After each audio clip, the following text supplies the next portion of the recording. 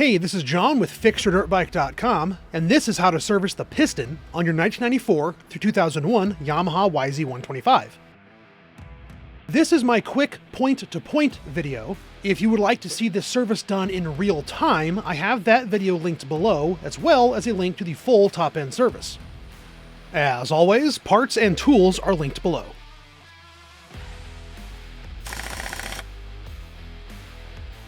'94 through '01 YZ125s came with 5 slightly different top-end sizes. The standard piston and cylinder sizes are not marked, but the other 4 are marked A, B, C, and D on the piston and cylinder.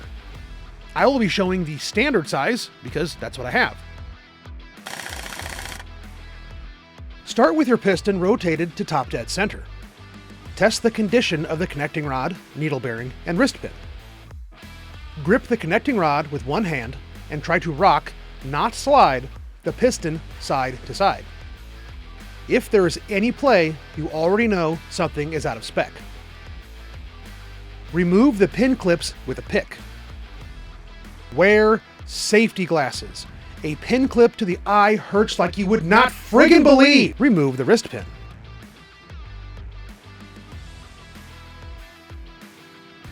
Remove the needle bearing and wrap your connecting rod with a clean shop towel.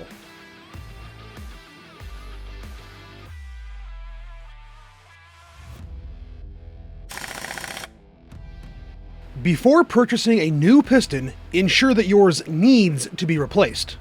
And if you do need a new piston, follow the same inspection steps before installation.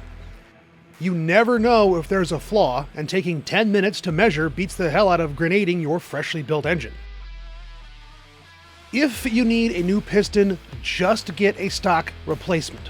With this small of an engine, you won't see any advantages of an ultralight forged aluminum race piston from Wiseco or a heavy cast Pro X piston for trail riding. The only time an aftermarket piston is needed is when your engine has undergone significant modifications. This piston exhibits perfect carbon buildup, indicating that the premix ratio is correct. The carburetor is tuned correctly, and the transfer ports are flowing freely. This piston made contact with the intake side of the cylinder, indicating that the piston warmed up before the cylinder and expanded too quickly. This is what happens when you don't let your engine warm up. I have to replace this piston, but if your piston still looks good, it may still be within spec, and if it is, all you need are new rings.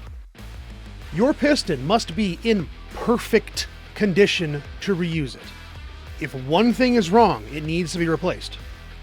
You will, however, need new wrist pin clips regardless of your piston's condition.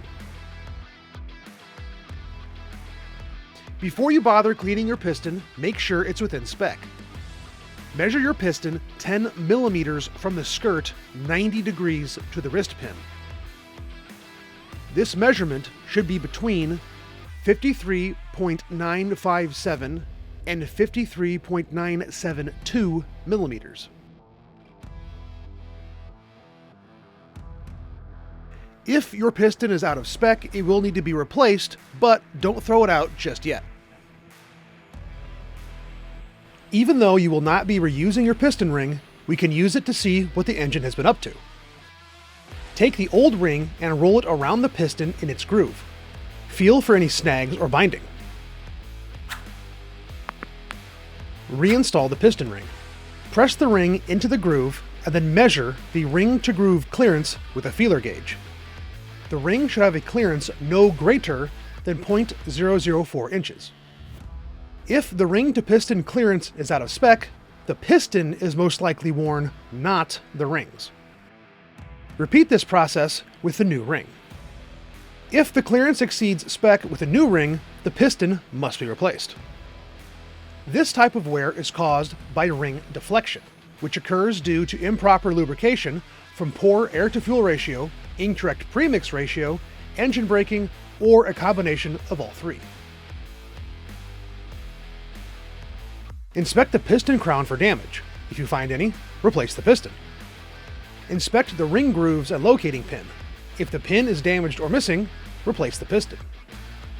Inspect the piston skirt. If you find any abrasions or cracking, replace the piston. Inspect the interior of the piston and pin bore for wear or cracks. Guess what you need to do if you find any? Clean and dry the wrist pin and bearings and check for excessive wear or damage. There is no manufacturer service limit for the pin, piston bore, connecting rod bore, or clearance limits. If it's tight, use it. If it's not tight, don't use it. Insert the needle bearing into the rod bore. If there is play, the needle bearing needs to be replaced. Inspect the crankshaft side clearance by inserting a feeler gauge between the crankshaft and the connecting rod. My crankshaft has been removed for the rebuild, but it can be easily accessed inside the engine. The connecting rod to crankshaft clearance should be no greater than 0.026 inches.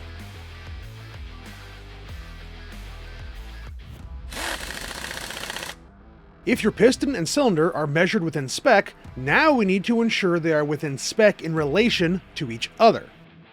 Fortunately, with an engine this small, all you need to do is subtract the largest cylinder measurement from the smallest piston measurement. The piston to cylinder clearance must be no greater than 0.004 inches. My piston and cylinder clearance came out to 0.006 inches, putting my old piston out of spec. My new piston clearance is 0.017, putting me dead center within spec for a new piston.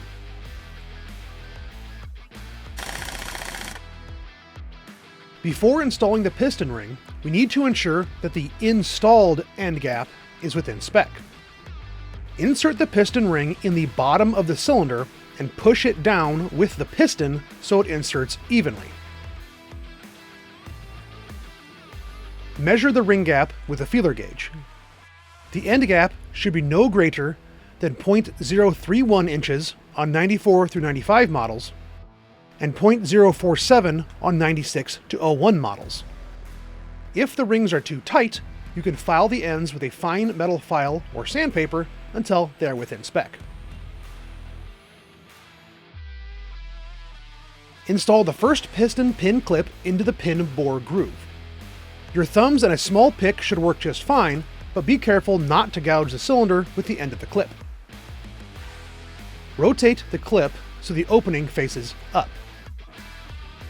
Double check that your ring is clean and dry. Lubricate the piston edge and ring grooves with 2-stroke oil.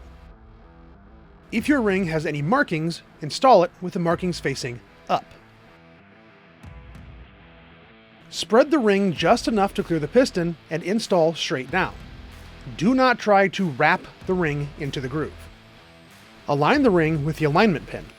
Check that the ring is free in the groove. Place your piston, pin, clip, and bearings in a Ziploc bag to keep them clean and organized. Start the piston installation by covering your crankcase opening with a shop towel. If you drop your clip, you will spend an absurd amount of time trying to fish it out of the crankcase before you realize it would have been faster just to split the case again. I am using Lucas Assembly Lube, but 2-stroke oil will work just fine, but you will need to use a lot of it. Apply assembly lube to the needle bearing and install it into the connecting rod bore.